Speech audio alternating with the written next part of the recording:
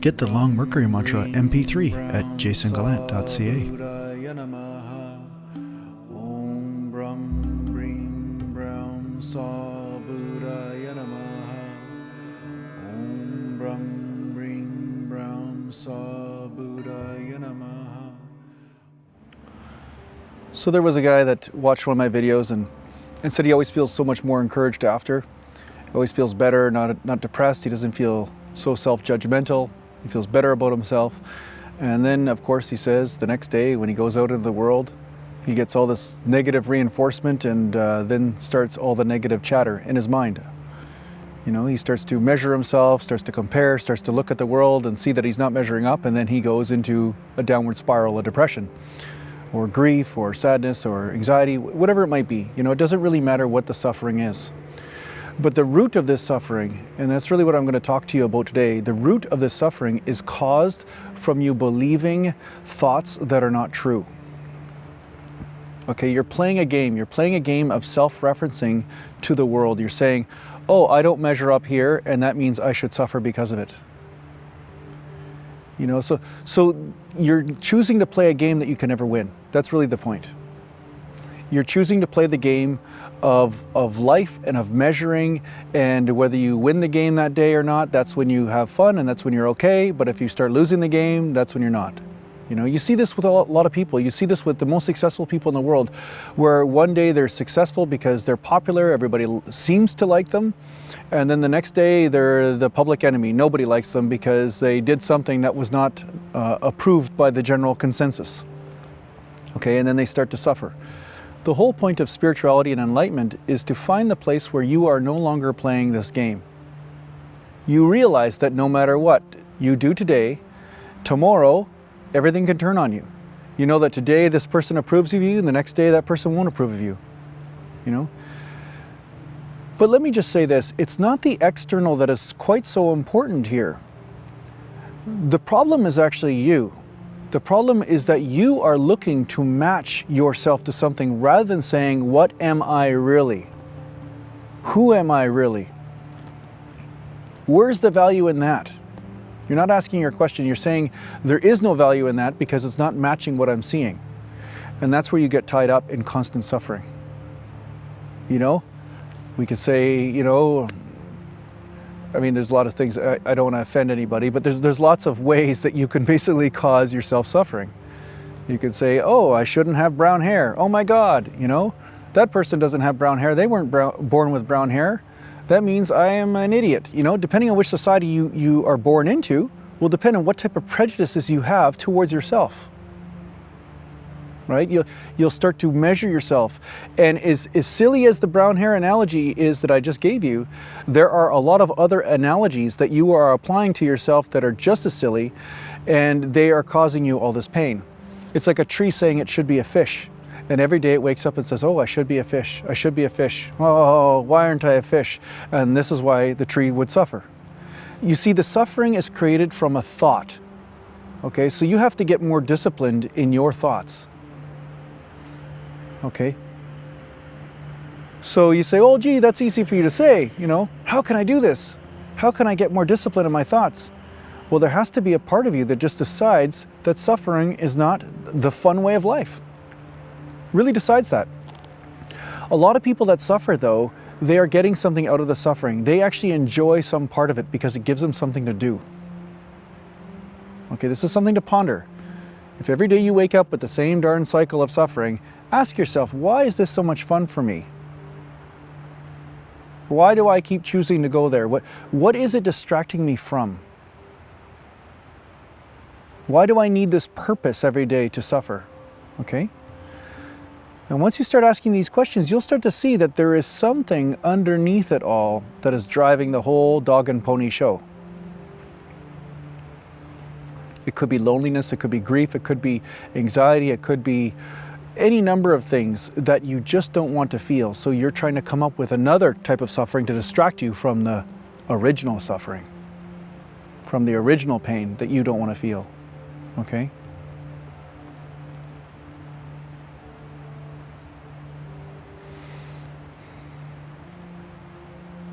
So ultimately, if you are suffering, if you notice there's a lot of negative self-chatter, realize that it's not you. Realize that it's just the mind chattering. This is one way to go about healing from this. You can watch the self-chatter and just realize that it is not true. It is just words that have no meaning. I was talking to people at Satsang the other day, and I looked at everybody and I said, every one of you is an expert. You're all ninjas or black belts in zoning somebody out when they're telling you something you just don't want to hear, or they're just saying the same story over and over again, just the same old boring shit. You're like, oh, here that person goes again, right? And you just zone out. Well, why don't you do this with your own story? Zone that person out. Zone that thought out. Don't give it any credence. Don't give it any sort of weight. You're giving the thoughts all of the weight. You're saying, oh, this thought is true. I am not a rocket scientist, therefore I deserve to die. This thought is true. You are saying it's true. In computer programming, there is this, code line, and I don't know a lot about it, but I'm just getting into that world a little bit. But, there's a line that you say equals true or false, but there's no in between. There's no gray area. You don't say this thought is, maybe it's right, maybe it's not. That will cause a constant realm of suffering. It's the do or do not thing, that, like I referred to in the Yoda video. You do or you do not. So if something is causing suffering, you have to realize that this cannot be true. Because the natural state of the universe is not depression. The natural state of the universe is not a suppression of what it is. A bird doesn't wake up in the morning and then go into a depression, go back. No, the bird comes out and sings. The bird expresses who it is, even if no one's listening. You see, but you are listening. That's the only important person in this whole paradigm is you. You have to stop looking to measure and change what you already are. And by doing so, you will find a different experience inside, and in there will be your wisdom. In order to do this, you have to let go of the games that you've been playing. As an athlete, I had to let go of this game. If I have bigger muscles, or if I'm in better shape, or if I win this competition, that means I am such and such. I'm really moving somewhere in my life, All of these things are just charades to prevent you from feeling vulnerable. And I have a video on that, vulnerability and truth. When you are vulnerable to the universe, what you are is all powerful, actually. Because vulnerability is the currency to allowing in the divine, to allowing in your truest experience, which comes from the self. The part of you that is not thought. The reason why you suffer is because you believe that you are thought. You believe the I and all of the things that go around with micromanaging this I and making the I better, or maybe the I's worse, and you got to constantly say, I am this, I am that. Oh, I'm not this. Oh, I should be that. This is the entire game of I, which will cause you suffering. And it's all thoughts. Because the entire time this whole drama's going on, you're sitting right here. And none of that stuff matters. It's like me talking about a problem on a faraway planet in another universe. Oh, that problem, oh my God, they really got it. By Alpha Centauri, they really got some problems right now. And then I can go off in all the drama of it and why it really matters.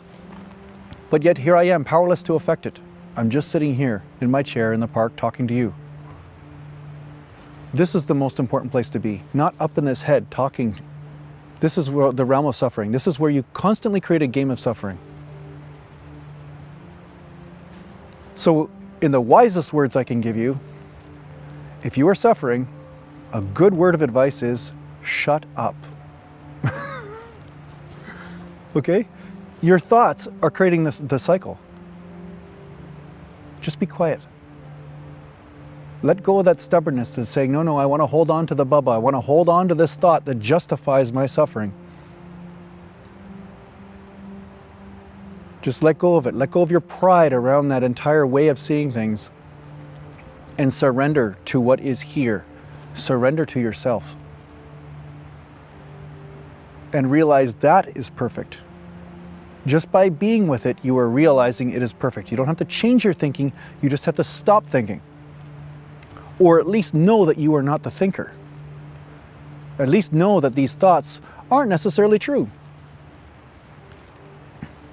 If I was your best buddy and I constantly just walked up to you and told you lies every single day, and in a couple days I told you the truth, would you believe me when I told you something? Probably not, because you say, oh gee Jay, 70-80% of the time you're a liar. This is what your mind is doing to you. Your mind is telling you all that it knows about suffering and all that it knows about pleasure and happiness, and it's telling you a crappy story, and it's never ever leading you out of the game. It's always leading you to losing. And if I made you play a game every single day that you lost, you'd say, geez, Jay, how do I get out of this game? This is no longer any fun. So what I'm teaching you is how to step away from the game. And the game begins with you thinking that you are your thoughts. And then with you thinking that your thoughts are telling you the truth.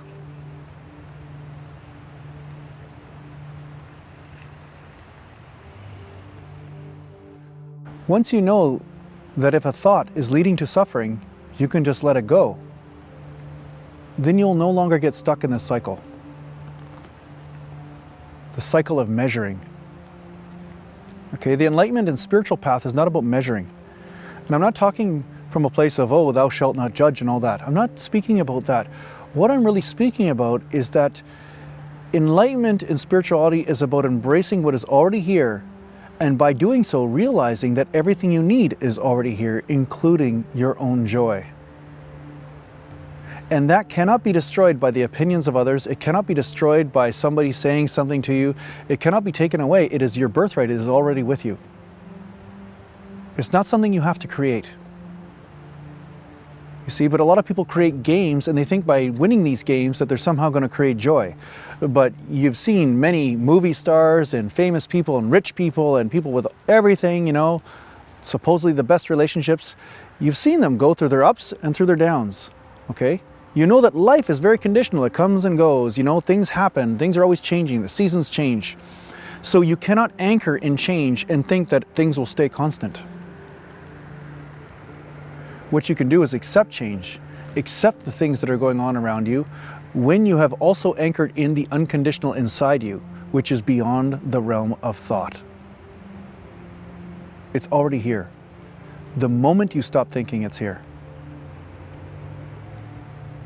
The moment you stop trying to micromanage your emotions and feelings, it's here.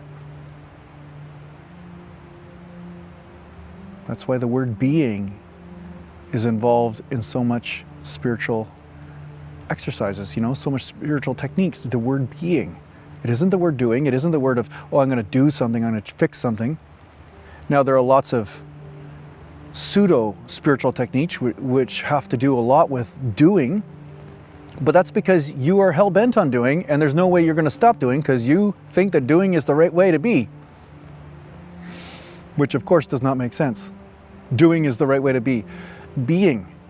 And I'm talking about internal. I don't care what you're doing with your body. I don't care if you're running down the street naked. I don't care what you're doing. But inside you are being. Inside you're not trying to do things in a way of preventing the natural state of things that are emerging inside you. You're not trying to run away from yourself.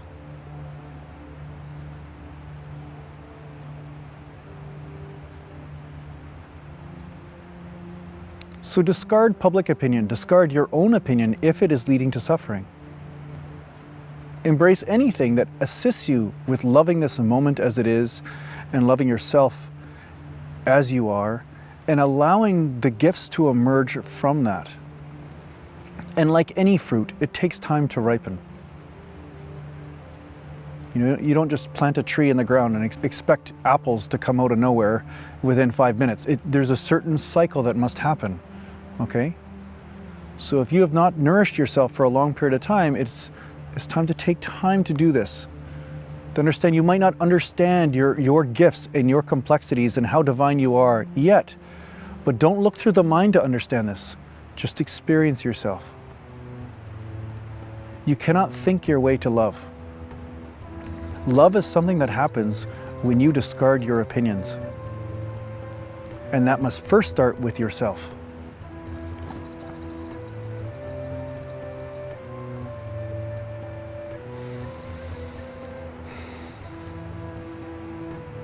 I hope this helps. Take care for now.